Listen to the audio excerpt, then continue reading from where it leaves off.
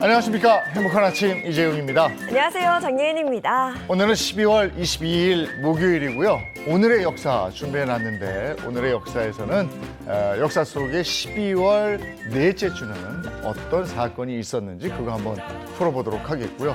오늘의 요리도 있는 날이죠. 오늘 동지입니다. 그래서 동지 팥 음식을 준비해놨는데 팥 조롱이 떡국을 오늘 준비해놨습니다. 기대해 주시기 바랍니다. 오늘도 기대됩니다. 가장 먼저 날씨 소식부터 전해드릴 텐데요. 박소연 기상캐스터 나와주세요. 안녕하세요. 날씨 요정 박소연입니다. 오늘은 1년 중 낮이 가장 짧고 밤이 가장 길다는 절기 동지인데요. 어제는 낮 동안 비교적 온화했지만 오늘부터는 다시 강추위가 시작되겠습니다. 오늘 나오실 때는 따뜻한 옷차림 해주셔야겠습니다. 네, 오늘 아침 나와보니까 정말 날이 또 제법 추워졌더라고요. 오늘 날씨 어떤지 구체적으로 전해주시죠. 네, 강추위 속에 모레까지는 서해안을 중심으로 폭설이 길게 이어질 텐데요. 이미 많은 눈이 내린 터라 비닐하우스나 약한 구조물 등 시설물 피해가 우려되고 있습니다. 철저히 대비해 주셔야겠습니다. 오늘부터 토요일까지 제주 산지에는 최고 50cm 이상의 폭설이 예상되고요. 호남에도 최고 30cm, 충남 서해안을 중심으로는 최고 25cm 이상의 많은 눈이 내려 쌓이겠습니다. 특히 오늘 저녁부터 내일 새벽 사이에는 시간당 3에서 5cm의 매우 강한 눈이 쏟아지는 곳이 있겠습니다. 현재 강원 대부분 지역에는 한파경보가, 중부와 경북 북부를 중심으로는 한파주의보가 발효 중인데요. 어제보다 5에서 10도가량 기온이 떨어졌습니다. 오늘 전국의 바람도 강하게 불어서 체감추위는 더 심하겠습니다. 이 시각 현재 기온 살펴보겠습니다. 서울은 영하 7.5도, 대전은 영하 4.6도, 부산은 0.7도 가리키고 있습니다. 오늘 한낮에는 서울 영하 6도, 대구는 0도, 부산은 3도가 예상됩니다. 오늘부터는 다시 강추위가 시작된 가운데 내일 아침은 더 추울 텐데요. 서울의 아침 기온이 영하 14도까지 떨어지며 올겨울 들어 가장 춥겠습니다. 또 체감온도는 영하 22도가 예상되니까요. 건강관리 잘 해주셔야겠습니다. 지금까지 날씨 전해드렸습니다.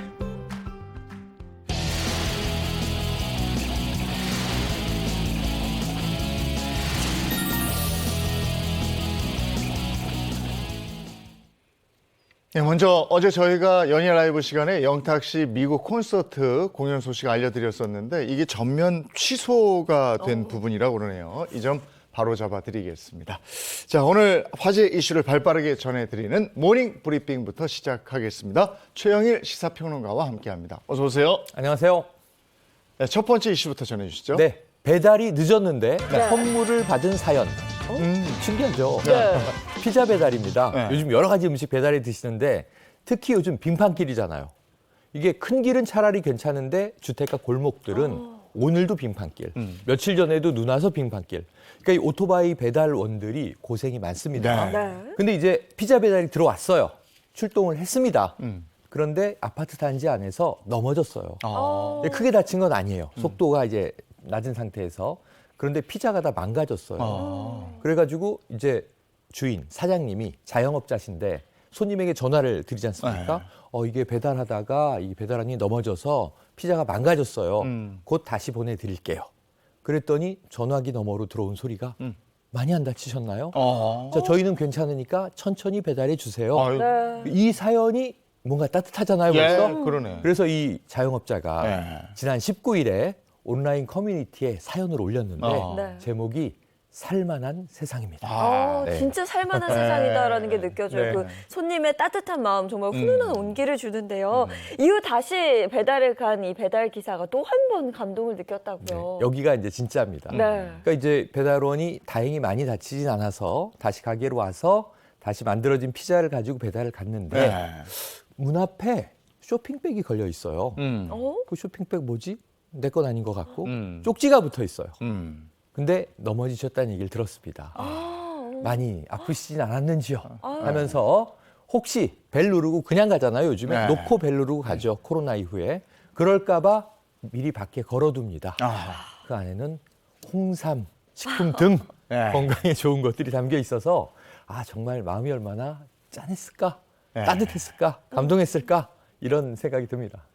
크리스마스 선물이네요. 그러네요, 정말 이렇게 진짜. 마음 따뜻해지는 소식을 가져오셨어요. 네, 그래서 사실은 이제 밖에 걸어놓고 끝날 것 같았는데 네. 배달원이 오신 기척을 느끼고 주인이 나오셔서 아이고. 어깨도 다독다독하면서 아. 그래서 이 글은 이제 배달원이 겪은 경험이고 네. 그리고 이제 사장님은 전에 듣고 나도 따뜻해졌어. 아, 살만한 세상이야. 네. 20년 동안 사업했는데 이런 경우는 처음이야. 그러네. 제 생각에는 이런 일이 일상 다반사로 많아지면 올 겨울 추위를 좀 녹일 것도 같습니다. 참 좋은 분이네요. 네. 그 집에 천사가 살고 계셨네요.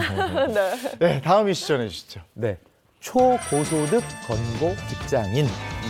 우리가 건강보험료를 내는 걸 보면요. 소득을 역으로 추정할 수 있잖아요. 네, 네. 그래서 건강보험 상한액을 내는 사람들이 몇 명이야? 누구야? 이걸 가지고 한번 이분들의 이 월급, 급여를 추정을 해보는 겁니다. 그런데 이제 올해 상한액은 얼마일까? 상한액을 정하는 이제 기준이 있어요. 그러니까 임금 인상분도 반영을 하고, 그러니까 올해 보험료가 나가는데 전 연도에 평균 급여를 기준으로 해서 일반적으로 내는 건보료의 30배가 최고 상한이에요. 네. 그래서 보니까 지금 얼마냐? 365만 3,550원. 네. 이게 상한액이에요. 그러니까 한 달에 한 365만 원쯤 건보료 낸다 그러면 우리나라에서 초고소득 직장인인데 직장보험은 아시겠지만 반은 개인이 부담하고 반은 회사가 내잖아요. 네. 실제 보험료는 730만 원입니다. 어. 근데 이 정도 내면은 이 초고소득 직장인인데 우리나라에 지금 몇 명이냐? 네. 3,738명이 네. 상한액을 내고 있습니다. 와. 월급여가 얼마일까요? 글쎄 월급이 억단이 궁금한데요. 아닐까요? 아, 억단이? 월 1억을 넘습니다. 아, 1억 넘는 정도가 아닐 것 같은데. 네. 그래서 이제 연으로 치면 한 연봉 12억 원 이상이 되는 건데. 아, 월 1억? 예, 월 1억. 아. 예. 연 1억 아니에요. 아, 나 전 그렇게. 예. 연봉 1억 넘어도 우리는 고소득이라고 생각을 했는데 네. 월급이 1억이니까 아. 연봉이 12억 이상인 분들이 야, 대단하네. 3,738명. 부럽습니다. 그러면 직장을 다니면서 월급도 받지만 뭔가 부수입이 있을 수 있잖아요. 네. 이 외에 소득을 내는 경우는 그럼 네. 어떻게 돼요? 그 따로 내잖아요. 예를 들면 네. 이런 경우가 있죠. 상근으로 내가 다른 직장을 겸직하면 안 됩니다. 네. 보통 투잡은 안 되죠. 이 정규직들은. 그런데 파트타이머기 때문에 내가 A 직장에서도 연봉을 받고 B 직장에서도 파트타임으로 일하고 네. 연봉을 받는다 그러면 두 개 직장에서 연봉을 내가 10억 받는다. 예를 들어서. 네. 그럼 이쪽 직장도 365만 원 내는 거고요. 이쪽 직장도 365만 원 내는 거예요. 그러니까 그만큼 늘어나요. 네. 근데 두 개의 직장을 병행하는 건 쉽지 않으므로 네. 말씀하신 대로 직장은 한 군데를 다니면서 고소득이기 때문에 월 365만 원 직장보험을 내는데 건보를. 네. 그런데 내가 별도의 소득이 있다. 투자를 내가 굴려서 금융소득이 떨어진다. 혹은 내가 부동산이 좀 있는데 임대를 와서 월 수입이 들어온다. 이런 분들은 꽤 있거든요. 네. 그러니까 이분들은 이건 별도로 계산합니다. 그럼 이 지금 아까 말씀드린 것은 보수 월액 대비 건보료고요. 네. 이거는 소득 월액 대비 건보료인데 네. 그 상한도 똑같아요. 365만 3,550원. 네. 자, 그래서 이것을 근데 같이 내야 되겠죠? 그래서 조사를 해보니까 이렇게 직장에서 초고소득 건보를 내시면서 또 이제 별도의 부수소득으로 내는 분들이 4,000명이 넘습니다. 4,700명이 넘는데 그러니까 두 개를 내는 거지. 예. 그런데 이쪽에는 한 연봉 12억 버는 거고요. 네. 최소 12억 이상. 이쪽으로는 한 달에 한 5,200만 원 정도 소득을 올리는 걸로 나왔어요. 야. 부자들입니다. 예. 이렇게라도 건보료 많이 내면 좋긴 좋은 거죠. 네, 많이 벌었다는 본인의 거니까. 소득이 많은 네. 거니까. 알겠습니다. 건강하게 벌어서 네. 시원하게 쏜다. 그러니까 뭐 다른 분들이 혜택을 또 받는 거니까. 그렇습니다. 네. 예. 다음 이슈 전해 주시죠. 네, 안 좋은 얘기입니다. 점점 멀어지는 내 집 마련의 꿈. 오. 지금 국토교통부가요, 2021년 주거 실태 조사를 내놨는데 이 내용을 보니까 이것도 이제 급여와 결국은 집 마련의 관계성인데, 자, 한 달 급여를 내가 한 푼도 안 쓰고 모아요. 그럼 1년에 내 연봉을 한 푼도 안 쓰고 다 저금했어요.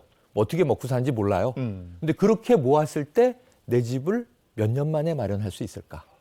사실 과거에는 한 6.7년, 7년 이내였습니다. 그 월급 다 모으면 그래도 한 7년이면 집 산다. 근데 불가능하잖아요. 그럼 내가 반이라도 저축을 한다. 그럼 계산상 14년 만에 집 산다. 이런 계산으로 우리가 살았는데 이게 이 한 2년 전에 2018년부터 사실상 이제 부동산 가격이 막 오르기 시작했잖아요. 그러면서 점점 연수가 늘어납니다. 네. 8년으로 늘었었거든요. 네. 근데 2021년 실태조사에선 드디어 10년을 넘겨서 네. 월급 한 푼 안 쓰고 10.1년을 모으면 와. 집 마련할 수 있다고 하고요. 이거는 평균이고 수도권 서울은 더 비싸서 아, 그렇죠. 서울은 14년 동안 한 푼 안 쓰고 모아야 집을 살까 말까인데 왜냐하면 14년 후에 집값이 또 올라 또 있으면 못 사는 또 거죠. 못 사는 네, 거죠. 맞아요. 그러니까 월급을 못 쓰면서 모은 것도 아니고 한 푼도 안 쓰고 모았는데 서울에 집을 사려면 14년이 걸린다. 네. 좀 쓰면서 모으면 뭐 그건 이제 기간을 저희가 네. 추정할 아니, 수가 없는 부분. 절반 저축하는 게 거의 불가능에 가깝게 힘든데 네. 허리띠 쫄라매고 내가 월급이 좀 여유가 있어서 절반 저축한다 그래도 14년이면 28년 걸린다는 얘기죠. 네. 네. 그 전과 비교했을 때 그럼 기간이 어느 정도나 늘어난 거예요? 그러니까 이 말씀드린 대로 8년에서 10.1년으로 평균 늘어난 거예요. 네. 그래서 지금 한 2년 정도가 더 늘었고 지금 어느 정도 부동산 가격 안정 하락세이기 때문에 앞으로 좀 떨어지지 않겠는가 전망은 해봅니다. 그래도 어쨌든 한 2배 정도 기간이 늘어난 거예요. 네. 그죠? 예. 이게 저 직장만 하고 싶은 청년의 꿈, 사회 초년생들의 꿈은 자꾸 멀어지니까 그렇습니다. 그냥 차 사버리고 이런 게 아닐까 싶습니다. 지금 쓴다. 네. 예. 그냥 소비하자. 지금 이게 청년들은요, 이게 임대 비율이 네. 81%예요. 청년 10명 중에 8명은 전월세 산다. 어르신들은 19%라 네. 그래도 이제 10명 중에 한 2분 정도 전월세 산다. 근데 4배 차이 있거든요. 청년들의 주거 문제가 심각합니다. 네. 주거 면적도 또 걱정이다. 네. 이런 통계도 있습니다. 자, 오늘 모닝 브리핑 여기까지 하겠습니다. 최영일 시사평론가와 함께했습니다. 고맙습니다. 고맙습니다.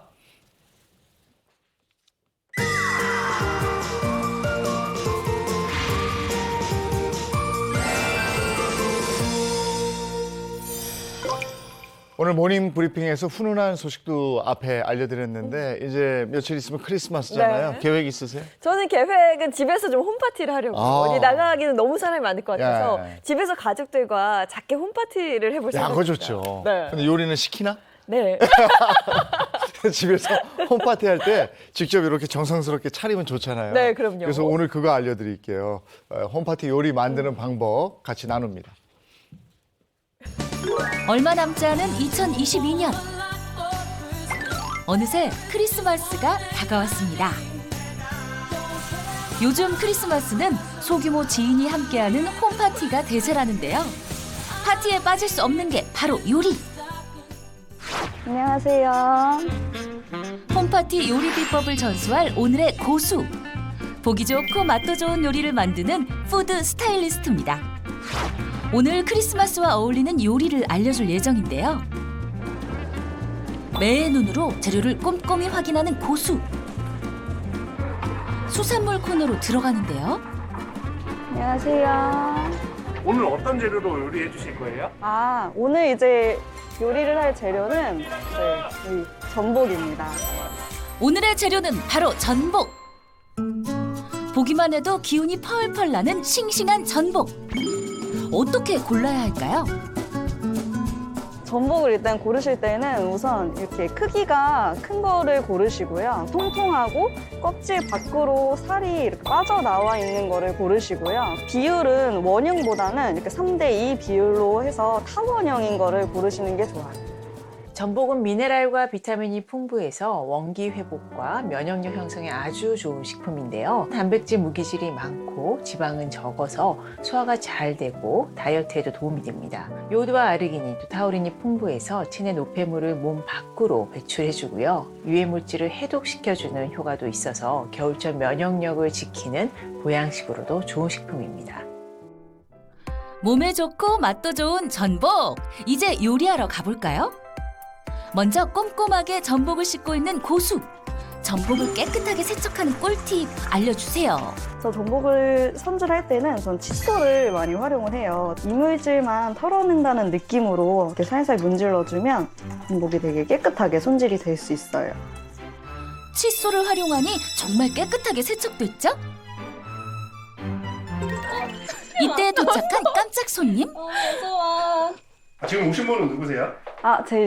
저랑 오늘 같이 요리를 함께 해볼 고등학교 친구예요. 제가 요리를 잘 하지는 못하는데 이번에 이렇게 간단한 요리 좀 배워가지고 집에서 한번 제가 직접 만들어 보려고 오게 되었습니다. 홈파티를 위한 전복 요리. 첫 번째는 바로 전복 아보카도 덮밥. 저 이제 전복 껍질이랑 이제 살 분리하는 것부터 해보려고 해요. 여기 앞부분에 전복 입이 보여요. 이쪽에 숟가락을 이렇게 깊게 넣어서 힘을 한번 쏙 주면 이렇게 똑 떨어져요. 참 쉽죠? 잘하는데? 숟가락으로 하니까 뭔가 손 베일 염려도 없고 좋은 것 같아요. 이제 우리 전복 입 제거를 해볼 건데 앞에 부분을 칼로 살짝 끊어내. 그리고 여기를 칼 끝으로 살살 긁어내면 이렇게 입이 딱 나와. 친구의 솜씨는 나 좀 잘한 것 같아. 오, 아주 깔끔하게 제거 잘 됐다. 손질한 전복은 꼼꼼히 칼집을 내줍니다. 자, 우리 이제 이 전복을 슬라이스해서 한번 맛있게 볶아볼까? 이렇게 너무 얇지 않게 잘라주면 돼. 4등분에서 5등분 정도 해주면 좋아. 전복을 일정한 간격으로 잘라주고요. 맛있게 볶아줄 시간. 소금과 후추로 간도 맞춥니다. 아보카도를 이렇게 칼집을 돌려가면서 내주고요. 손으로 돌려주면 톡 하고 분리가 되거든요. 분리한 아보카도는 사선으로 잘라주고요. 현미밥 위에 아보카도, 달걀, 전복, 어린 잎을 올립니다. 이렇게 하면 전복 아보카도 덮밥 완성! 정말 먹음직스럽죠? 이번에는 이제 전복을 활용한 전복 샐러드를 한번 만들어 볼 거예요. 두 번째 전복 요리는 바로 상큼한 전복 쿠스쿠스 샐러드. 이제 크리스마스고 연말이다 보니까 리스처럼 한번 플레이팅을 해볼게요. 리스 모양으로 놓고 어느 정도 베이스가 깔려졌으니까 메인인 전복을 한번 올려볼게요. 여기 병아리콩도 올립니다. 이제 쿠스쿠스랑 키노아는 제가 잘 삶아서 고슬고슬하게 삶아진 상태예요. 이렇게 부분 올려줄게요. 너무 흩뿌리면 지저분해 보일 수 있으니까 잡아서 이 정도? 연말이고 또 딸기가 빠질 수 없잖아요. 이렇게 하면 샐러드 완성입니다. 딸기로 포인트를 준 전복 쿠스쿠스 샐러드 완성! 정말 크리스마스 리스 모양 같죠? 자, 우리 이제 전복 감바스를 한번 만들어 볼게요. 세 번째 전복 요리는 파티와 찰떡궁합 전복 감바스. 감바스는 우리가 이제 쉽게 접해볼 수도 있고 많이 즐길 수 있는 요리예요. 왜? 오일 이렇게 많이 넣어도 돼? 감바스를 먹을 때 원래 굉장히 많은 오일을 필요로 해. 새우도 잠겨야 되고 전복이 잠기게끔 요리를 해야 되기 때문에 조금 많이 넣는 편이에요. 이제 마늘을 먼저 넣어줄 건데 기름이 튈 수 있기 때문에 조심히 살살 넣어줘. 마늘은 조심조심. 그리고 이제 페퍼론치노도 넣어줄 건데 페퍼론치노 한번 잡아볼래? 이런 게 집에 있는 사람이 있어? 사실 이거는 페퍼론치노는 아니에요. 이거는 베트남 고추인데 페퍼론치노랑 별다른 차이도 없고 가격도 훨씬 저렴해서 저는 이 베트남 고추를 많이 활용해요. 새우는 물기를 꼼꼼히 제거하는데요. 물과 기름이 많아서 확 끼어오르면서 화상 입을 수 있어요. 잘 해동이 된 상태라도 이렇게 한 번씩 물기를 제거해주고 이렇게 넣어줄게요. 이제 오늘의 주인공 전복을 넣어줍니다. 벌써 군침이 도는데요. 마지막으로 브로콜리까지 넣어주면 크리스마스 홈파티에 딱 어울리는 전복 감바스까지 완성! 파티 분위기 제대로 살겠죠? 여기서 끝이 아니라고요? 요즘 대세는 바로 전복 삼겹살구이! 맛있겠다. 너무 맛있겠지? 진짜 맛있겠다. 진짜 냄새 너무 좋아. 안녕, 나 왔어. 왔어! 뭐야, 벌써 고기 굽고 있는 거 아니지? 봐봐 한번 비주얼 한번 봐봐. 와, 비주얼 뭔데? 한번 먹어볼래? 과연 그 맛은? 와, 너무 맛있어. 맛있어? 너무 맛있어. 아 진짜? 전복은 날로 먹어도 좋고 익혀 먹어도 좋은 식품입니다. 어린이나 노약자들은 익혀 드시는 것이 소화가 더 잘 되고요. 익혀서 드셔도 전복이 가진 영양소를 그대로 섭취하실 수가 있습니다. 자, 이제 크리스마스 파티 분위기 좀 더 내볼까요? 귀여운 머리띠는 필수죠. 오늘 만든 요리들 하나씩 놓아주면 크리스마스 홈파티를 위한 전복 한상 완성! 파티 느낌 제대로 나죠? 오, 와, 전복 크기 봐. 대박이다. 전복 요리들, 그 맛은 어떨까요? 와, 마늘향이랑 전복은 더 맛있어. 전복이 진짜 너무 쫄깃쫄깃하고 마늘이랑 같이 먹으니까 진짜 고기 먹는 느낌이야, 무슨. 사실 전복이랑 파티랑 이렇게 어울릴 거라고 생각 못 했는데 진짜 이렇게 너무 잘 어울리고 너무 요리도 직접 해보니까 간단해가지고 집에서도 제가 자주 해 먹을 수 있을 것 같아요. 이제 크리스마스랑 연말이 다가오고 있잖아요. 그래서 오늘 이제 소개한 음식들로 맛과 영양 두 가지 다 잡아서 즐거운 크리스마스 되셨으면 좋겠습니다. 홈파티에 어울리는 영양 만점 전복 요리. 좋은 분들과 맛있는 음식 나누면서 행복한 크리스마스 보내세요.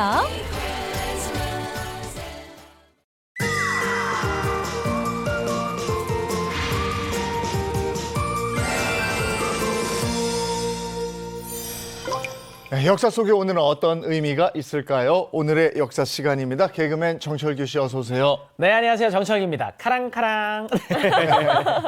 네, 오늘도 우리를 역사 속으로 안내해 줄 역사학자 이익주 교수님 어서 오세요. 네, 안녕하세요. 오늘도 재밌는 역사 이야기를 함께할 역사학자 이익주입니다.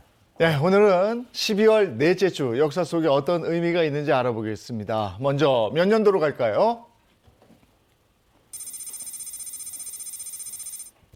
비교적 가깝습니다. 네. 1965년 12월 22일인데 이때 네. 어떤 일이 있었습니까? 네, 1965년 12월 22일은 백범 김구 선생의 암살범 안두희를 29세 청년 곽태영이 응징한 날입니다. 김구 선생님의 암살범을 직접 이렇게 피습을, 습격을 한 거면 네. 복수심이 좀 있었던 것 같아요. 복수, 개인적인 복수심이라기보다는 네. 정의감이죠. 김구 선생 암살범 안두희는 김구 선생을 암살하고도 죗값을 제대로 치르질 않았어요. 이에 분노한 많은 시민들이 안두희를 쫓아다니면서 응징했는데 곽태영 씨도 그 중에 한 사람이었습니다. 자, 그럼 먼저 백범 김구 선생의 암살 당시의 그날로 먼저 돌아가 보시겠습니다. 자, 1949년 6월 현역 육군 소위였던 안두희는 백범 선생이 지내시고 있던 종로의 경교장으로 찾아갑니다.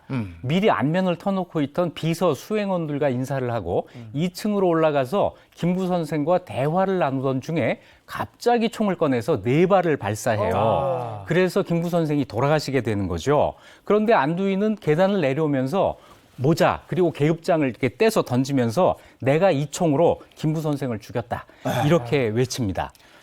김구 선생님이 우리가 잘 알다시피 독립운동의 거목이셨기 때문에 일제가 그렇게 현상금을 걸고 잡으려고 하고 사살하려고 하고 했는데도 굳건히 견뎌내신 분이잖아요. 근데 해방이 되고 우리 국민의 손에 돌아가셨다는 게 정말 안타까워요. 네, 정말 안타까운 일입니다. 일제 시기에 그 숱한 위기를 다 넘기셨는데 해방된 조국에서 돌아가신 거예요. 대한민국 임시정부 주석이었고 가장 대표적인 독립운동 지도자였던 이 백범 김구 선생의 죽음에 온 나라가 슬퍼합니다. 장례는 국민장으로 치러졌는데요. 그 당시 서울 인구가 144만 명이었어요. 그런데 열흘 동안 이 장례에 조문하러 온 사람들이 100만 명이 넘었습니다. 네, 정말 많이 오셨네요. 근데 범행 후에 안두희는 어떻게 되나요? 네, 현장에서 체포가 됩니다. 그래서 재판에 넘겨져서 종신형을 선고받았는데 얼마 뒤에 곧 15년형으로 감형이 돼요. 그래서 복역을 하고 있던 중에 또 1950년 6월 25일 전쟁이 일어나니까 이 사람을 형 집행 정지로 풀어줍니다. 풀어줄 뿐 아니라 군으로 복귀를 시켜요. 소위로 복귀가 되어서 대위까지 진급하고 1952년에 소령으로 진급하면서 예편을 합니다. 그리고 예편한 다음에도 잘 살아요. 강원도 양구에 군에 식료품, 두부, 콩나물 이런 걸 납품하는 회사를 차려놓고 아주 잘 삽니다. 일설에 의하면 당시 강원도에서 세금을 많이 내는 사람 세 번째. 그래요. 네, 이렇게 그 수입이 좋았다고 해요. 야. 그러다 보니까 누군가가 비호해주고 있다고 하는 의혹이 예. 끊이지가 않았죠. 아니, 지금 얘기를 듣는 것만으로도 좀 화가 나요. 예. 그러니까 민족의 지도자 김구 선생님을 암살하고 소위 말해서 본인은 좀 잘 먹고 잘 살았다 이런 얘기잖아요. 맞아요. 그래서 사람들이 이거 부당하다 해가지고 처벌을 해야 된다는 여론이 높아져요. 네. 그래서 사람들이 먼저 법에 호소를 합니다. 제대로 처벌을 해달라. 그런데 돌아오는 대답은 하나였어요. 일사부재리의 원칙. 이거 다 끝난 얘기다. 다시 처벌 못한다. 그러니까 이제 사람들이 내가 직접 응징하겠다. 이러고 나서기 시작한 거예요. 그 중에 한 명이 29살 청년 곽태영 씨입니다. 원래 독립운동가 집안이었고 어려서 백범일지를 여러 번 읽었다고 해요. 그러면서 이 김구 선생을 존경했다고 하는데 네. 초등학교 6학년 때 이 김구 선생이 돌아가셨어요. 그리고 고등학교 3학년이 되어서 각오를 했다고 하는데 내가 10년 안에 이 암살범을 응징하겠다. 그랬다는 거예요. 그리고 정말로 꼭 10년이 되던 그 해에 이 일을 벌인 겁니다. 자, 강원도 양구에서 군납 공장을 하고 있던 안두희를 찾아내요. 그리고 그 주변에 이제 숨어 있다가 이 안두희를 만나가지고 준비하고 있던 흉기를 가지고 휘둘러서 중상을 입힙니다. 그때 아마 내가 성공했다. 다시 얘기해서 안두희가 죽었구나라고 생각을 한 것 같아요. 그래서 경찰에 체포되자 3천만 국민의 원한을 풀어서 통쾌하다.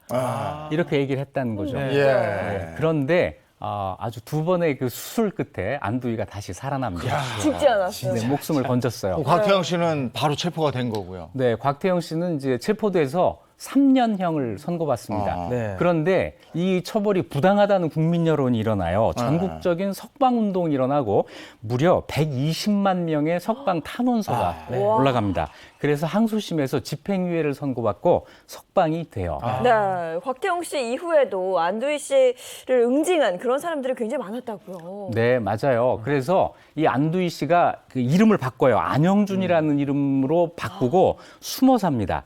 숨어 사는데 23년 뒤에 1987년에 백범기념사업회 소속의 권중희 씨가 또 한 번 몽둥이를 가지고 응징을 해요. 이 권중희 씨는 이 일을 위해서 직장까지 그만두고 무려 5년 동안이나 그 주변에서 지켜봤다고 합니다.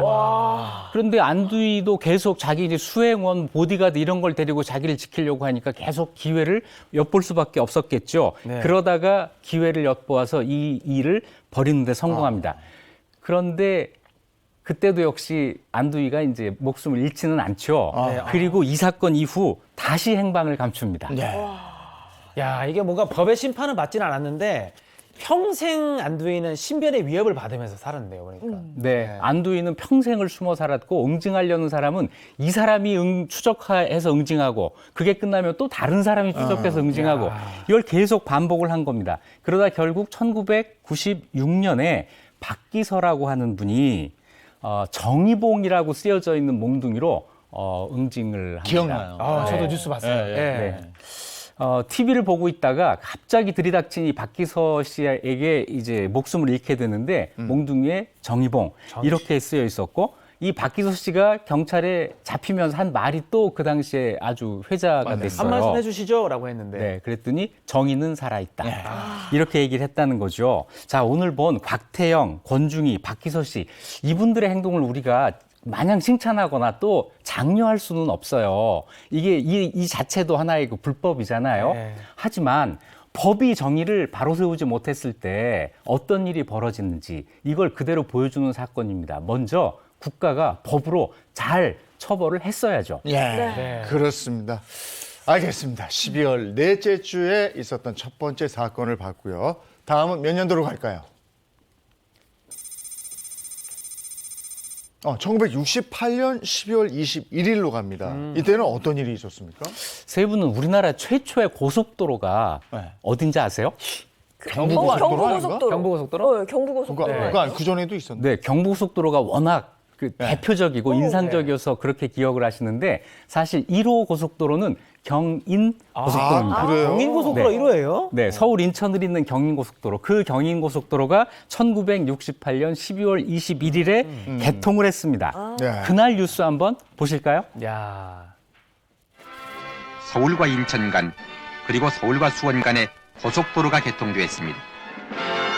이곳은 경인 고속도로입니다.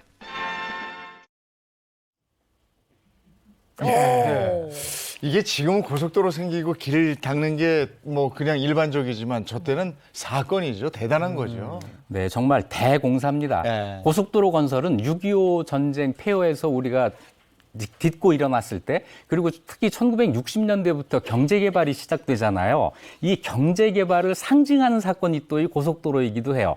1964년에 박정희 대통령이 그 당시는 서독입니다. 서독에 가서 아우토반을 봐요. 그러면서 우리나라에도 저런 도로를 만들어야겠다 해가지고 이제 시작을 했다는 거예요. 자, 1960년대 들어와가지고 서울 인천 간 고속도로를 처음 만드는데 이게 길이가 17km였고요. 그때 서울에서 인천까지 이 고속도로를 타고 가면 18분 걸렸다고 합니다. 요즘도 상상할 수 없는 시간이죠. 네. 지금은 길 막혀가지고. 네. 달릴 수가 없죠. 네. 길이 없으니까 정말 아우토반이었던 거예요. 그러네. 네, 차도 없고 자동차의 그러니까. 속도만큼 간다 하는 이런 길이죠. 네. 해서 경인고속도로가 놓아진 다음부터 이제 전국적인 고속도로 확장이 시작이 됩니다. 바로 다음 해에 경부고속도로가 네. 만들어져요. 특히 이 경인고속도로는 인천이 서울의 관문도시잖아요. 그러면서 서울과 인천을 그 하나의 생활권으로 묶고 인천을 산업도시로 발전하게 하고 하는 여러 가지 효과를 거두는 대사건이었습니다. 네, 우리나라 이 대한민국의 첫 고속도로인데 만들어지는 데까지는 얼마의 시간이 걸렸을까요? 불과 19개월 걸렸습니다. 그래요? 공사하는데 19개월 걸렸는데 이것도 중간에 문제가 있어서 공사가 잠시 중단되기도 하고 했거든요. 그래서 실제 공사 기간은 8개월입니다. 그래요? 네, 8개월 만에 이 공사가 완성이 됐어요. 당시 통행료가 150원이었다고 해요. 그리고 1969년 4월에는 고속버스 20대가 최초로 운행됩니다. 우리나라 최초의 고속버스인데요. 이때 고속버스는 요즘 항공기 정도의 그 느낌이었어요. 굉장히 그 고급스러운 그런 교통수단이었죠. 그 이후부터 이제 한강의 기적 그 신호탄이 된 경부고속도로가 뚫리면서 전국이 이제 일일 생활권이 된 거잖아요. 네, 1970년에 경부고속도로 완성이 되고요. 그 이후로는 정말 셀 수도 없는 고속도로가 있어요. 경부, 중부 또 뭐 있나요? 대진, 구마, 네, 중앙, 중부, 내륙, 영동, 네, 너무 많죠. 88고속도로 지금은 뭐 셀 수 없는 고속도로가 있어서 우리나라 전국도를 바둑판 모양으로 촘촘하게 다 연결을 하죠. 이 모든 고속도로의 원조 경인고속도로가 오늘 개통된 날입니다. 네. 우리 대선 때 공약으로 그거 나오잖아. 또 경부고속도로를 2층으로 만들겠다고 그런 얘기 나오잖아요. 네, 지하화한다고 하더라고요. 네. 예. 자, 12월 넷째 주 오늘의 역사 알아보고 있습니다. 다음은 몇 년도로 갈까요? 네, 1971년 12월 25일로 갑니다. 1971년에 크리스마스 날인데 어떤 일이 있었습니까? 네, 크리스마스인데 대참사가 있었습니다. 1971년 12월 25일. 200명 가까운 인명피해를 낸 대연각 호텔 화재. 그것이 바로 이날 있었던 일입니다. 이 사고는 1970년대를 대표하는 대참사예요. 그리고 지금까지도 세계 최대의 호텔 화재로 기록이 되고 있습니다. 자, 크리스마스의 비극으로 기억되는 그날의 뉴스 한번 보실까요? 서울 대연각 호텔 화재 현장입니다. 지난 12월 25일 아침에 발화해서 18시간 만에 진화된 이 불은 200명에 가까운 인명피해를 가져왔습니다. 지금 영상 다시 보는데도 굉장히 끔찍합니다. 하필 이날이 크리스마스 아침이었죠. 네. 하필 크리스마스였고요. 오전 10시에 불이 시작이 됐습니다. 크리스마스였기 때문에 희생이 더 컸어요. 그 전날 크리스마스 이브 파티가 있었고 또 각종 모임이 있었고 그래서 밤 늦게까지 투숙객들이 잠을 자지 않고 있었고 불이 난 이 시간까지도 안 깬 사람들이 많이 있었다고 해요. 그래서 피해가 더 커졌습니다. 네, 이렇게 큰 불이 난 처음에 이 원인이 뭐였을까요? 아주 단순한 화재였어요. 호텔에 있는 커피숍에서 프로판 가스가 폭발을 합니다. 아. 네, 그런데 이걸 잡지를 못해요. 그 당시 호텔의 그 내부 자재가 전부 목재, 또 한지 이렇게 불에 잘 탄 걸로 돼 있어가지고 불을 잡지를 못합니다. 이 호텔이 낡은 호텔도 아니었습니다. 불을 나기 1년 반 전에 완공이 돼서 새 건물이었어요. 예. 그런데도 이렇게 화재의 속수무책이었던 겁니다. 예, 뭐 1시간 만에 21층까지 다 불이 번졌다고 그러는데 스프링클러 이런 게 없었습니까? 초기에 진압이 됐으면 괜찮았을 텐데. 이제 놀라운 일이지만 스프링클러가 없었습니다. 그 큰 호텔이에요? 네, 스프링클러가 없었고 화재 경보도 아마 작동되지 않은 것으로 보입니다. 그래요? 비상계단도 없었고요. 또 옥상에 헬기가 이착륙할 수 있는 헬리포트라고 하는 거 있죠. 네네. 이것도 없었어요. 그리고 또 마침 옥상으로 나가는 그 출입문이 잠겨져 있었습니다. 그래서 나중에 보니까 이 출입문 앞에서 20명 정도가 사망을 했습니다. 아이고. 그러니까 이 사람들은 불을 피해서 옥상으로 막 올라간 거죠. 네. 거기까지 갔는데 문이 잠겨 있어서 바깥으로 못 나가고 거기에서 사망을 한 네. 겁니다. 네. 정말 생각할수록 안타까운 일입니다. 네, 말 그대로 크리스마스의 악몽이었는데 앞서 크리스마스라 피해가 더 컸다 이렇게 말씀하셨잖아요. 전체 투숙객은 얼마나 됐던 거예요? 네, 그날 한 300명 정도가 투숙하고 있었는데요. 그중에 200명 정도가 화를 입었고 110명 정도가 구사일생으로 살아남습니다. 건물이 21층이에요. 당시로서는 굉장히 높은 건물입니다. 저층부는 상대적으로 많이 나올 수 있었는데 고층부, 특히 7층 이상에서는 생존자가 거의 없었습니다. 7층 이상의 화재에 대비하는 시설이 안 갖춰져 있었던 거예요. 소방차가 출동을 했는데 이 소방차들도 사다리가 7층까지밖에 올라가질 못했다고 합니다. 그러니까 7층 그 위에 있던 사람들은 방법이 없었어요. 구조될 방법이 없으니까 이분들이 뛰어내리기도 하고 그래서 매트를 막 껴안고 뛰어내리고 침대 그 시트 이렇게 엮어가지고 로프 만들어서 막 내려오고 이런 장면들이 있었는데 거의 살아남지 못했습니다. 추락사가 무려 38명이었어요. 아이고. 네, 이때 그 화재 진압을 위해서 소방대원, 뭐 경찰, 군인까지 한 1,900명 정도가 출동을 했다 그러는데 뭐 이거 손을 쓸 수가 없으니까 높은 육은 굉장히 안타까웠다고 하는데요. 더 그랬던 거는 네. 소방서가 근처 700m에 있어서 빨리 올 수는 있었대요. 네. 근데 이 높은 거에 대한 대비가 안 돼 있으니까 그렇지. 손을 못 쓰고 그래서 국궁하는 활 쏘는 사람까지 불러가지고 로프를 묶어서 이렇게 쏴서 어떻게든 구조를 하려 했는데 로프의 무게 때문에 활도 닿지도 않고 해서 정말 바라만 볼 수밖에 없었던 그런 안타까운 일이었다고 합니다. 근데 또 그 당시에 희생자 중에는 7, 80년대 인기를 끈 가요가 있어요. 젊은 연인들의 작곡가, 작사가도 거기에 포함이 돼 있었다고 그래요. 네, 큰 사고 뒤에는 언제나 이렇게도 안타까운 사연들이 밝혀지게 되는데요. 7, 80년대에 그 젊은 연인들이라는 노래 있습니다. 이게 네. 1977년 대학가요제에서 동상을 받고 아주 유행한 아주 좋은 노래인데요. 대연각 호텔 화재 사고 때 이 노래를 작사한 사람, 작곡한 사람. 작곡가는 민병무 씨, 작사가는 방희준 씨인데 이 두 사람이 호텔에 투숙하고 있다가 화를 당했다고 합니다. 이 두 분은 호텔에서 있었던 자선음악회에 출연한 다음에 공짜로 얻은 호텔 숙박권을 가지고 하루 숙박을 했다가 이 일을 당했다고 해요. 네. 이 젊은 연인들이라는 노래 지금 흘러나오는데 네. 철규 씨 이 노래 좋아하세요? 저는 제 세대 노래는 아닌데 저 옛날부터 이 노래가 너무 좋아서 친구들한테 많이 들려줬었는데요. 네. 좋아하는 대목 한번 불러주시겠어요? 저는 이 참 가사가 여기가 되게 좀 아름다운 것 같으면 슬픈 게 네. 저기 멀리서 우리의 낙원이 손짓하며 우리를 부르네. 이 부분이 어떻게 보면 아름다운 가사인 것 같기도 하면서 그게 그 가사처럼 젊은 분들이 네. 떠나셨잖아요. 그래서 참 이게 슬프기도 하더라고요. 예. 네. 네, 사연을 알고 들으니까 이 노래가 갑자기 슬퍼지네요. 네. 이거 저 MT 가고 이러면 꼭 불렀던 노래 중에 하나. 네, 맞습니다. 1980년대에 정말 대학생들이 아주 즐겨 부르던 노래였죠. 또 대연각 호텔 화재에 관계에 있는 연예인 또 한 분 계세요.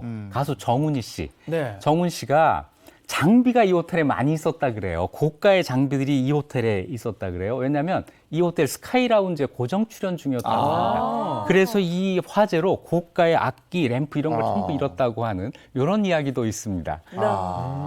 그렇군요. 근데 당시에 또 화제가 됐던 게 이게 생중계가 됐다면서요? 그 현장 중계를 했다고 그래요? 맞아요. 실시간으로. 네. 지금 오. 사건 현장에서 와. 현장 중계를 했대요. 화재가 10시쯤 시작됐는데 오후 12시 반부터 6시간 동안 TV 라디오로 생중계를 네. 했습니다.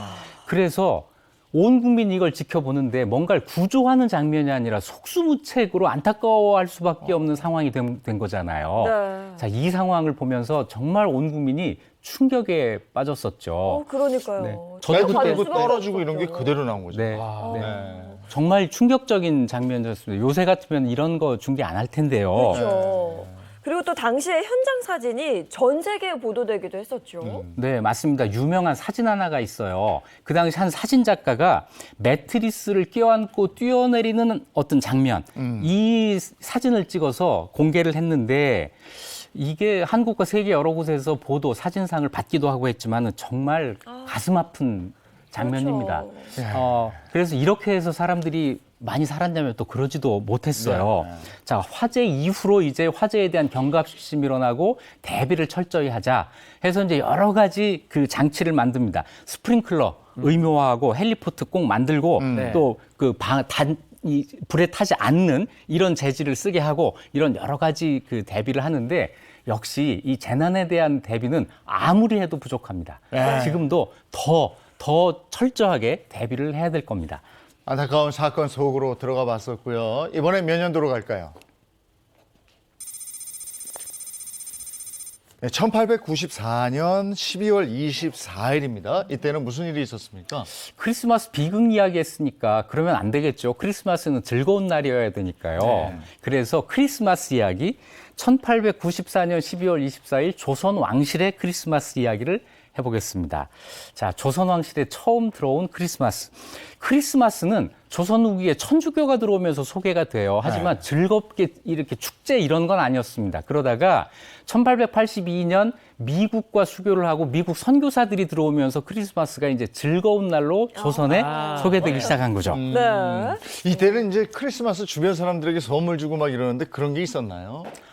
그것이 1886년에 배제학당, 이화학당 이런 기독교계 학교에서부터 시작이 되는데 선교사들이 학생들에게 선물을 주는 게 시작이에요. 이렇게 크리스마스 트리를 만들어 놓고 거기에다 이제 선물을 걸어 놓으면 학생들이 가져가는 거죠. 자, 이 기독교계 학교들에서 처음 유행한 크리스마스 그 풍습이 이제 전국으로 확대가 되어 나가기 시작하면서 점차 교회 안 다니는 사람들도 선물 받으러 교회에 가는 그죠? 이런 선물 일이 좀 이제 너무 벌어지기 좋잖아요. 시작합니다. 그렇죠. 뭐 설레고 크리스마스다 하면서 기분 좋아지고. 맞아요. 그때나 지금이나 젊은 친구들이나 아이들이 크리스마스 굉장히 좋아했겠네요. 네, 그렇습니다. 그런데 왕실에서도 이 사실을 알게 돼요. 1894년 12월 24일 날 그 당시 왕비 민 씨가 언더우드 여사, 그 유명한 연세대학교 설립자 언더우드 네. 박사의 부인인데 언더우드 여사를 이제 불러가지고 크리스마스에 대해서 설명을 들어요.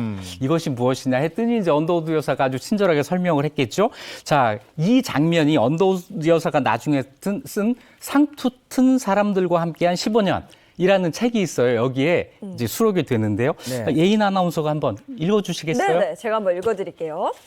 크리스마스 날에 중전 마마께서는 그의 아름다운 가마를 보내주셨다.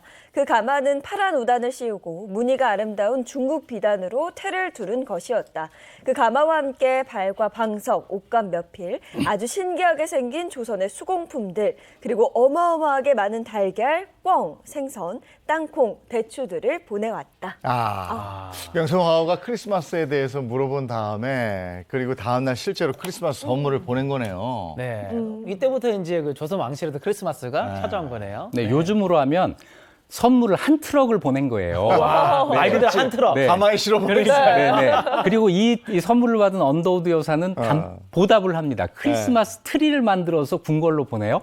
이 트리가 우리나라 최초의 궁궐 크리스마스 트리가 되는 거죠. 그런데 이 일이 있고 난 다음 해에 왕비 민 씨가 죽음을 당하기 때문에 마지막 크리스마스가 된 셈이에요. 자, 그 이후로도 이제 기독교 교세가 이제 점점점 퍼지면서 크리스마스가 유행을 하다가 본격적으로는 1945년 해방이 되고 미국 문화가 물밀듯이 들어오면서 크리스마스가 더 유행을 하게 된 거죠. 네, 그러면 크리스마스가 지금처럼 공휴일이 된 거는 언제부터예요? 굉장히 일찍이에요. 1947년부터 공휴일이 됩니다. 이때는 아직 미 군정 시절인데요. 네. 그 이후 대한민국 정부가 수립된 다음에도 계속 공휴일로 유지를 하는데 이 공휴일의 특별한 점은 통행 금지가 없는 공휴일이었다는 점이에요. 그래서 밤새 놀 수 있는 유일한 날 이게 크리스마스였던 거죠.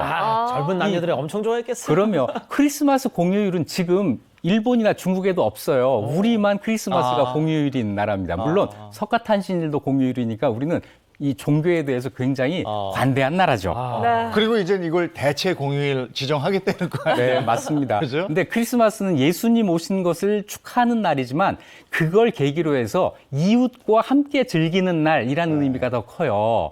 자, 올해 크리스마스가 곧 오는데요. 나만 즐기지 말고 다른 사람들과 함께 즐기는 크리스마스가 되기를 바랍니다. 네, 유익한 역사 이야기 이익주 역사학자와 함께했습니다. 고맙습니다, 이익주 네, 교수님. 고맙습니다.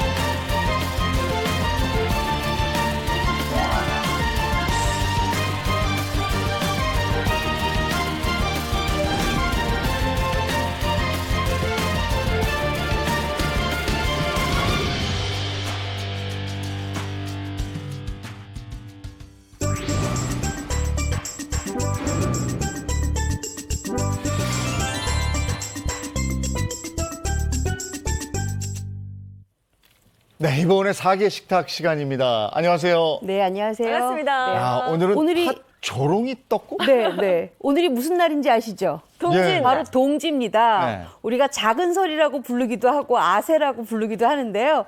이 동짓날은 이 붉은색의 팥을 이용을 해서 팥죽을 드셔야 1년 내내 무탈하고 1년 내내 무병장수한다는 설이 있지요. 네. 그래서 아마 어머님들이 오늘 이 팥죽을 쓸까 말까 고민을 하실 텐데요.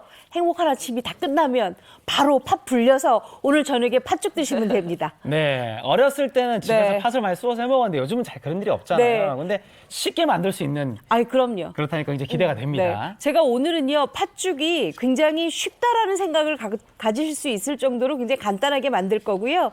그 팥죽 안에 새알심 대신에 조롱이 떡을 넣어서 굉장히 맛있고 쫄깃쫄깃하게 드실 수 있도록 할 겁니다. 네, 본격적으로 한번 시작해 볼까요? 네, 일단 팥을 먼저 준비를 하는데요. 이 팥을 보시면 팥이 굉장히 동글동글하고 이쁘잖아요. 네. 이 팥을 먼저 불리셔야 돼요.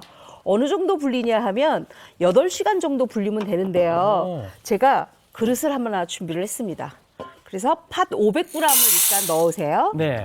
그리고 여기에다가 물을 2리터를 넣고 팥을 먼저 불려주세요. 2리터. 이렇게 많이 넣나요? 네, 이렇게 다 넣으셔야 돼요. 근데 팥을 깨끗하게 씻은 다음에 이물질은 다 골라내고 깨끗하게 여러 번 씻고 나서 그다음에 이렇게 불리시면 팥이 8시간 동안 아주 통통하게 잘 불려집니다. 네. 옛날에 쌤 팥에 막 돌들이 많이 좀 있었잖아요. 맞아요. 그래서 어머님들이 조리질을 많이 좀 하셨죠. 네. 조리하고 난 다음에 깨끗하게 불리시면 되는데 팥을 8시간 불리고 나면 팥 알갱이가 이렇게 커져요. 그렇네요. 그렇죠. 불었죠. 네. 그랬으면 이 불려놓은 물 깨끗할 거 아니에요. 네. 우리가 깨끗하게 씻어서 했으니까 그거를 이렇게 받아놓으세요. 팥물을. 네, 팥물이, 팥물을. 예, 색이 왜 좀 들어가 받아놓냐 하면 이 팥물에 녹여져 있는 팥 성분들이 있거든요. 그래서 네. 요걸 같이 이렇게 끓입니다. 네. 보통 이제 어머님들이 요걸 이제 많이 버리시거든요. 이러면 팥이 싱겁다고 많이들 말씀을 하세요. 그러니까 2리터의 팥물을 버리지 말고 그대로 이렇게 넣고 그다음에 팥을 500g 팥이에요. 네. 넣으세요. 불린 팥. 네, 불린 팥을 이렇게 넣어요. 네. 그리고 여기에 넣을 게 뭐냐 하면 바로 소금입니다. 우리가 팥죽을 쓸 때 중간에 소금을 넣으면 안 된다고 하지만 네. 미리 삶을 때는 소금을 약간 넣어서 간맞춤이 돼야 팥이 좀 알맞게 삶아지는 데 도움이 좀 되거든요. 네네. 그래서 이렇게 좀 끓여주세요. 얼마나 끓이면 될까요, 선생님? 요거는 지금 딱 40분 끓이시면 돼요. 40분을 끓이면 어떻게 되냐면 이렇게 됩니다. 요 보시면 요게 보세요. 다 부서지게 돼 있네요. 부서지긴 하지만은 끝까지 부서지진 않아요. 네네. 그렇기 때문에 끝까지 부서지게 하려면 요 상태가 되면 끓는 물 있죠. 네. 따끈따끈한 물. 그 물을 생수. 네.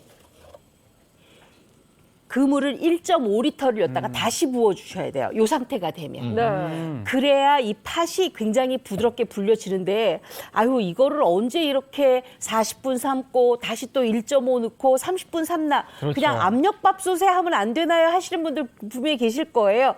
됩니다. 하지만 팥물이 좀 적어요. 그렇기 때문에 그때는 압력밥솥에 할 때는 20분을 삶아서 하지만 남아있는 팥물에다가 물을 좀 많이 섞어서 팥죽을 끓이셔야 됩니다. 아셨죠? 네. 전기 압력밥솥도 가능해요. 그래서 요거가 40분 정도 끓여졌다고 생각하면 1.5리터의 뜨거운 물을 이렇게 부으세요. 부어서 같이 중간 약불에서 팔팔팔 끓여주시면 돼요. 네. 그러면 팥이 완전히 뭉그러집니다. 네. 요거 잠깐만 내려놓고요. 네. 그러면 40분을 아주 충분하게 끓였다고 생각을 해보세요. 네. 그러니까 40분은 2리터 넣고 1.5리터 뜨거운 물은 30분 다시 넣고 부어 그러면 30분. 이제 완전히 끓였다고 생각이 되면 네. 여기 옆에 제가 이렇게 해놨어요. 보세요. 팥물과 함께 팥이 아까보다는 더 많이 뭉그러져 있죠. 네네네. 요거 그냥 먹어도 맛있을 정도로 완전히 잘 삶아졌거든요. 네네. 그러면 이제부터 요걸 해야 될 일이 있어요. 요렇게 팥은 밑에다 내려놓으시고요. 채를 하나 준비하세요. 그리고 요 물을 아, 팥만 걸러주는 거네요. 네 팥만 이렇게 걸러주세요. 팥만 이렇게 걸러지면 보세요. 이야, 저 색깔 보세요. 야. 너무 이쁘죠? 네. 요 볼 하나만 주시겠어요? 이 네, 안에? 벌써부터 지금 색이 네. 볼 하나만 주세요. 예쁘고 맛있어 보여요. 그렇죠. 맛있어 보이죠? 네. 자, 그러면 우리가 팥 삶은 물이 이렇게 진하니까 네. 이따가 팥죽 끓일 때 이거를 넣으면 어떻겠어요? 더 진해. 훨씬 더 네, 맛있겠죠? 진하죠. 그래서 요거 버리지 말고 꼭 준비를 해 주셔야 되고요. 네. 그다음에 팥은 요렇게 지금 다 삶아졌는데 사실 어머님들이 더 맛있게 한다 그러면 이거를 이렇게 체에다가 으깨서 고운 팥을 내리는데요. 예인 씨 저는 네. 팥 껍질까지 먹어요. 왜 그런지 아세요? 그 사과 껍질 몸에 좋듯이. 맞아요. 마찬가지거든요. 왜냐하면 요렇게 껍질을 드셔야 이 팥 껍질에는 안토시아닌, 사포닌 성분이 있거든요. 네네. 그래서 요거를 버리면 아깝잖아요. 네. 그래서 다 먹습니다. 그래서 요거는 제가 믹서에 좀 갈아줄 거예요. 자, 근데 우리 철규 씨는 네네. 팥죽 한 번도 안 써봤죠? 저는 예, 그렇죠. 한 번도 안 써봤죠? 쉽지 않죠. 네. 네. 그러면 어떤 팥이 가장 좋은 팥인지 아세요? 그거를 어떻게 고르면 될까요, 선생님? 지금 팥이 그쵸. 이게 색이 다른 게 두 개가 그리고 준비가 이게 됐더라고요. 수입팥도 있고. 그쵸. 네. 네. 국산 팥도 있잖아요. 지금 제가 요쪽에 굉장히 붉고 선명하고 윤기가 있는 팥은 네. 오리팥이에요. 아, 국산 팥. 국산 팥이에요. 국산. 그래서 요 보시면 요 하얀 줄이 굉장히 선명하잖아요. 네. 그리고 짧잖아요. 그다음에 요 알갱이가 어때요? 고르면서 이쁘죠? 탱글탱글하니. 일단 색감이 훨씬 좋아요. 그렇죠. 색감이 훨씬 좋죠. 네네. 근데 우리가 국내산 아니고 국외산 팥은요. 여기 보시면 굉장히 울퉁불퉁하게 크면서 색깔이 일정하지 어둡네요, 않아요. 그리고. 네. 어떤 건 붉은 것도 있고 그래요. 네. 그렇죠? 그래서 우리가 팥을 고르실 때는 이렇게 딱 표면으로 보시고 이렇게 고르시는 게 가장 좋아요. 네. 자, 그랬으면 이제 제가 요 팥을 가지고 네. 한번 갈아보도록 할게요. 네. 자, 근데 많은 어머님들이 아마 그러실 거예요. 기존에 우리가 팥 까는 거 보면, 팥 삶는 거 보면 네네.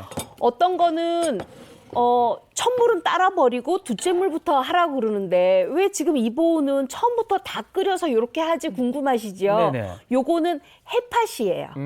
금방 수확한 해팥이기 때문에 굉장히 떫은 맛이 없고 아린 맛이 없고 맛있어요.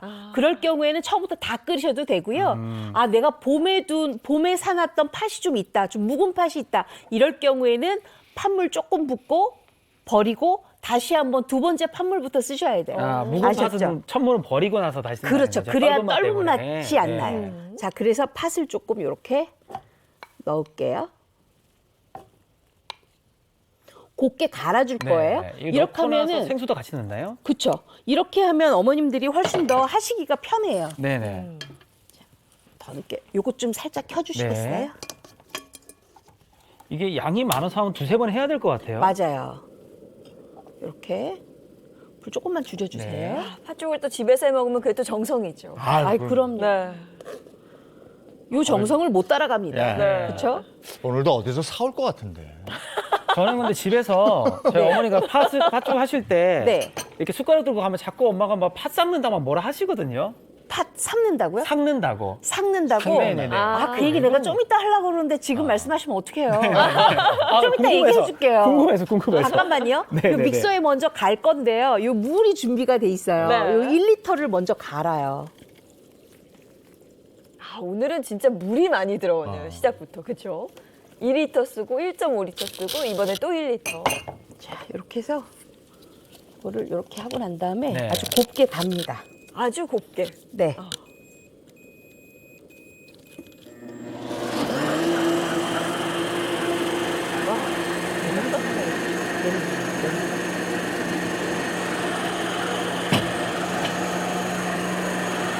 오늘 진짜 집에서 팥죽 제대로 쏘시는 분 많을까 모르겠어요.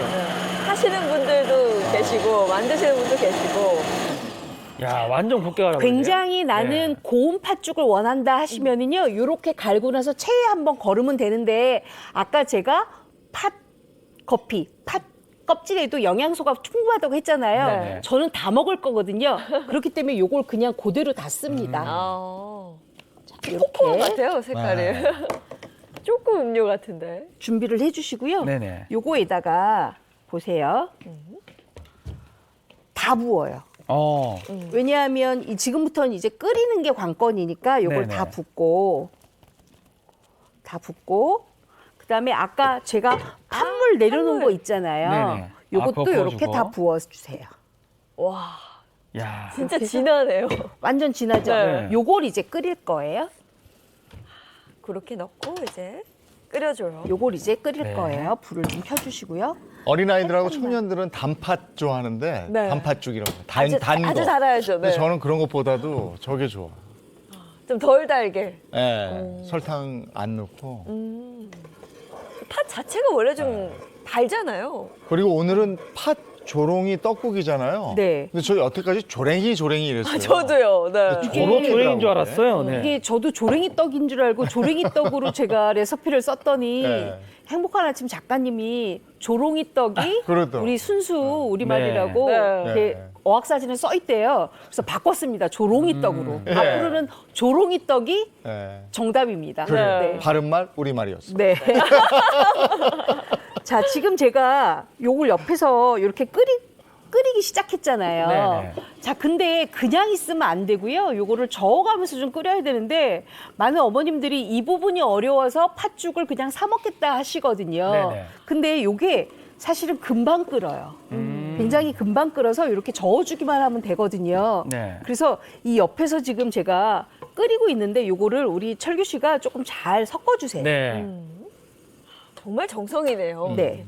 계속 저어주면서 그렇죠. 보면서 해야 돼요, 이걸. 자, 그리고 이렇게 잘 섞어주고 난 다음에는 저희는 뭘 준비하냐면 제가 지금 옆에 끓는 물을 팔팔팔 끓여놨거든요. 네. 왜냐하면 제가 오늘 아까 말씀하신 조롱이 떡을 넣을 거예요.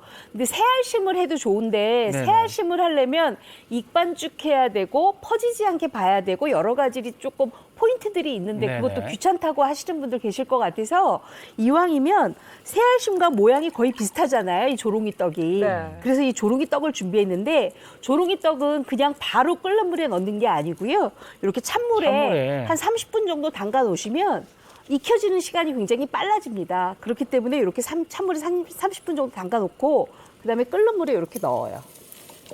이건 데치는 정도 수준으로 가는 네, 거죠? 요거는 딱 데치는 수준으로 하셔야 돼요.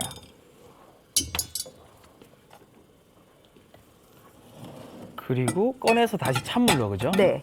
그리고 이렇게 데쳐주시면 되는데 그러면 옆에 지금 철규 씨가 지금 네네. 잘 적고 있잖아요. 네네네. 근데 아까 철규 씨 저한테 삭는 얘기 하셨죠? 네, 저 엄마한테 등짝 많이 맞았습니다. 저도 지금 등짝 때리려고 그랬어요. 왜냐하면 우리가 삭는다는 표현은 뭐냐 하면 수분, 이게 전분질이잖아요. 그렇기 때문에 이 전분질에 혹시 금속 숟가락이라든지 이런 거를 대면 금방 물이 생기고 이렇게 삭거든요. 그러니까 내려앉거든요. 그렇기 때문에 어머님들이 대부분 이렇게 죽 쓸 때는 나무 주걱으로 꼭 저으라고 네. 말씀들 하시거든요. 네. 삭지 나무 않게 주걱 조심을 쓰는구나. 하셔야 되고요. 그다음에 또 하나는 자꾸 맛본다고 이 나무 주걱에다가 입 대고 네. 침을 묻히잖아요. 그럼 침 때문에 또 죽이 사가요. 그래서 지금은 맛있게 먹을 수 있지만 요거에 보관하면 물이 돼 버리거든요. 그러니까 그걸 주의를 하셔야 돼요. 네. 저는 나무 쓰는 게 이제 셀을 안 쓰는 게 귀스 날까봐 그런 줄 알았거든요. 근데 스크래치 날까 봐요. 네네네. 네. 근데 그런 부분들이 있군요. 네, 맞습니다.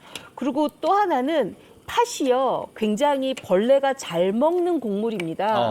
그렇기 때문에 팥을 보관할 때는 어머님들이 주의를 꼭 하셔야 되는데요. 어디다 보관하면 제일 좋을까요? 냉장고 안에. 냉장고 안에 네. 서늘한 곳 네네. 아주 좋아요. 서늘한 곳 아주 좋습니다.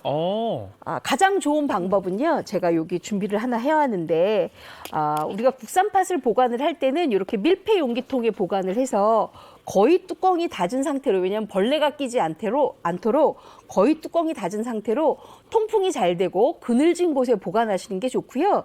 아무래도 식구가 적다 보니까 팥을 많이 먹지 않는다. 그래서 난 이게 오래 보관할 것 같다 하시면은 뚜껑을 이렇게 밀폐를 하세요. 네.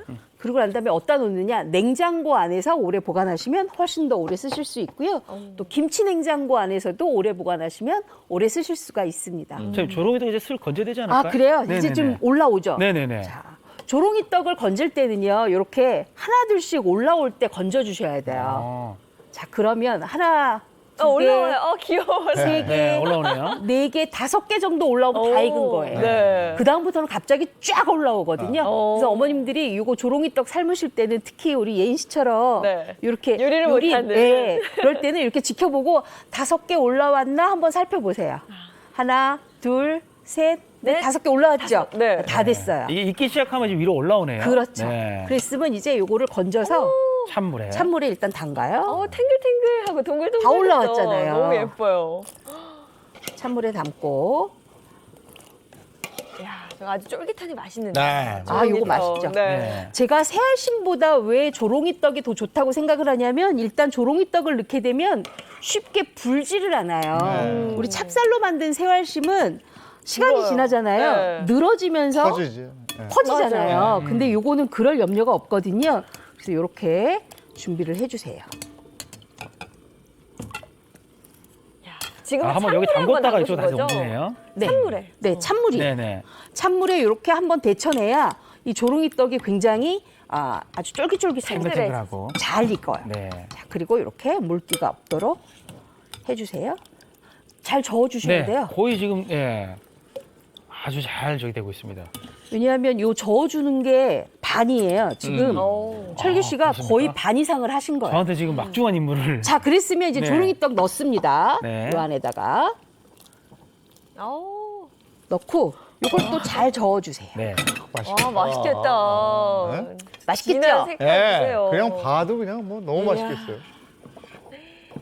자, 그러면 조롱이떡은 벌써 다 익은 상태니까요. 네. 팥에서 이렇게 엉길 때 보세요. 똑똑똑똑 엉길 때 있죠. 요럴 때 이거 다 익은 거예요.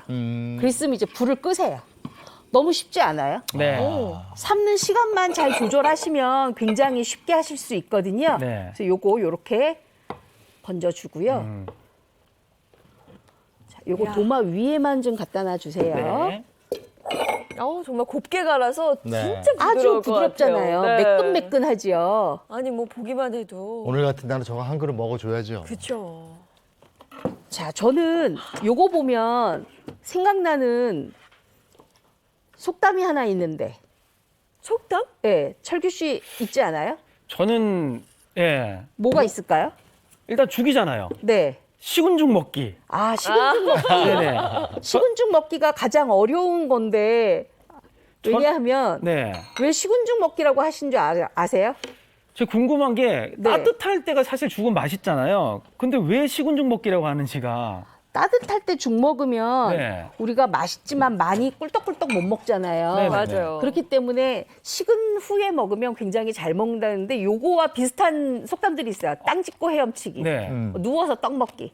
뭐 이런 거. 오늘 속담 시간입니까? 자, 그랬으면 이제 여기에다가 잣을 좀 올리세요. 네. 맛있게. 죽 써서 남 준다. 맞아요. 네? 죽 써서 남 준다. 아, 죽 써서 안 준다. 아, 그거는 좀 좋은 속담 아니에요? 아니에요. 아니에요? 사실은 죽 써서 멍 준다지. 아, 멍준다. 가루 뿌리는 건 뭘까요? 요것도 잣가루인데요. 네네. 이렇게 뿌려놓으면 훨씬 더 맛있어요. 아. 자, 근데 요거를 이제 개인의 취향에 따라 네. 설탕이 좋은지 소금이 좋은지는 선택하시면 돼요. 네. 저희가 그 앞에다가 설탕도 놔드리고 네. 이거 이보 선생님 동치미도 주셨잖아요. 네. 이거. 그게 소금이요. 지난번에 우리 김치 특집할 때 잡수셨던 만들었죠. 3분 동치미거든요. 이거 맛있지. 배추나 총각김치 또는 무 같은 거 살짝 절였다가 배하고 밥, 새우젓 가진 양념에 믹서에 한번 갈아서 네. 물기를 짠 다음에 그 물에다가 담는 게 바로 3분 동치미였죠. 네. 와, 좋은 파츠네 이거. 어떠세요? 좋아요. 너무 부드러워서 진짜 꿀떡꿀떡 그냥 부드럽게 넘어가요. 어쩜 이렇게 부드러워요? 그렇죠, 부드럽죠. 네. 왜냐하면 저희가 믹서에 곱게 갈았기 때문에 훨씬 더 맛이 있고요. 그리고 만약에 믹서에 갈지 않고 나는 팥 알갱이가 그냥 있는 게 좋다 하시는 분들은 아까 제가 말씀드렸던 것처럼 그냥 약간 이거 뭐죠? 메쉬라 그러나요? 포테이토 네. 메쉬? 그거에 좀 으깨서 좀 사용하셔도 괜찮고요. 나는 밥 아래 있는 게 좋다 하시는 경우에는 뜨거운 밥 한 반 공기 정도 넣고 같이 죽을 풀어서 잡수시는 게 좋습니다. 선생님, 불조수도 한번 시식해도 되겠습니까? 아, 그럼요. 맛있게 네. 잡수세요. 네. 와, 조롱이 떡 너무 어떠세요? 맛있네요. 조롱이 너무 떡. 맛있어요. 어때요? 저는 이게 이 팥이 잘 퍼져서 네. 깔끔하게 들어가니까 너무 좋아요. 지금 소금 넣으셨어요? 설탕 넣으셨어요? 안 넣습니다. 안 왜요? 넣은 그대로의 고소한 맛을 좀 그래요? 좋아해요. 네네. 소금 조금 타니까 더 맛있어. 더 맛있죠? 그러면 좀 예인 넣을까요? 씨는 설탕 넣으셨어요? 네, 저는 좀 더 달달하게 먹는 게 좋아서. 네. 아, 근데 진짜 너무 맛있네요. 그쵸? 입안에 착 감겨요. 팥죽이. 근데 선생님 사실은 설탕하고 소금을 같이 넣었을 때 오히려 더 또 단맛이 더 올라오지 않나요? 대비돼서. 많은 네. 분들이 이제 소금을 약간 넣고 난 다음에 마지막 부분에 가서 설탕을 넣어서 잡수시면 단팥죽 먹는 것처럼 아주 더 맛있게 드실 수 있다 이렇게 말씀을 하시거든요. 네. 그거는 개인의 취향입니다. 와, 근데 진짜 이 조롱이 떡이 지금 뜨거운 데 들어가 있는데도 그쵸? 쫄깃쫄깃해요. 네. 퍼지질 않네요. 그래서 새알심보다 저는 조롱이 떡으로 하시는 것이 훨씬 더 퍼지지 않고 맛있는 팥죽을 두고두고 드실 수가 있어서요. 오늘 아침에 만들면 이따 밤까지도 쫄깃쫄깃합니다. 네. 팥죽 먹을 때는 여기다가 찹쌀 넣는 게 아니고 프라이팬에 찹쌀을 살짝 구워서 먹으면 네, 구워서 먹으면 또 맛있죠. 자, 이 레시피 보겠습니다. 무병장수를 기원하는 동짓날 특집. 오늘의 메뉴는 팥 조롱이 떡국입니다. 먼저 붉은 팥은 깨끗이 씻어서 조리로 일어 건지고 물기를 빼줍니다. 이제 팥을 물을 2리터 정도 붓고 8시간 불려주세요.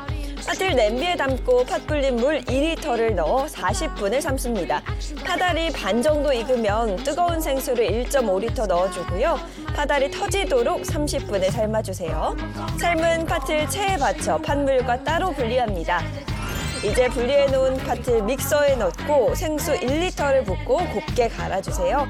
냄비에 받아낸 팥물과 간 팥을 담고 나무 주걱으로 저으며 5분간 끓입니다. 찬물에 담가놓은 조롱이 떡을 데치고 다시 찬물에 헹궈 건져주세요. 이제 데친 조롱이 떡을 냄비에 넣어주고요. 떡이 다 익으면 팥물과 함께 담고 소금과 설탕으로 간을 해주면 팥 조롱이 떡국 완성입니다. 맛있고 간단한 팥 조롱이 떡국, 바로 오늘 동짓날에 꼭 한번 만들어 보세요. 네, 팥 조롱이 떡국 그리고 동치미. 둘이 너무 잘 어울려요. 환상 조합이네요, 진짜. 오늘 같은 동짓날 이 팥죽 한 그릇 안 드시면 안 되는 거잖아요. 네, 먹어야죠. 섭섭하실 거예요. 섭섭하지, 섭섭. 네. 자, 다음 주에 또 뭐가 있습니까? 다음 주에는요, 산천어로 제가 정말 맛있는 이 계절에 꼭 드셔야 되는 별미 하나 추천드리는데요. 메뉴는 비밀입니다. 그래요? 다음 주에 꼭 본방사수 하셔야 됩니다. 어쨌든 식재료는 산천어다 이거죠? 네, 산천어입니다. 네. 야, 역시 이게 겨울엔 산천어죠. 뭘까 궁금해지네. 힌트 없으니까 매운탕이나 힌트는 탕은 탕이에요. 탕은 탕이에요? 네. 근데 특별할 것 아마 같은데. 제가 알기로는 이종 씨가 가장 좋아할. 아, 그래요? 네. 밥 싸우지 않아도 되죠? 밥 네, 밥 제가 드립니다. 알겠습니다. 오늘 여기까지 하죠. 고맙습니다. 고맙습니다. 오늘 어제보다 확실히 추워졌고요. 네. 골목 곳곳에 얼음판이 있으니까 잘 다니셔야 돼요. 네, 오늘도 보행자 안전, 네. 또 차도 운전하실 때 차량 안전도 주의하셔야겠습니다. 다시 강추위가 찾아왔습니다. 옷 따뜻하게 입으시고요. 저희 내일 아침 7시 30분에 돌아오겠습니다. 행복한 아침, 행복한 하루 되십시오. 고맙습니다. 고맙습니다.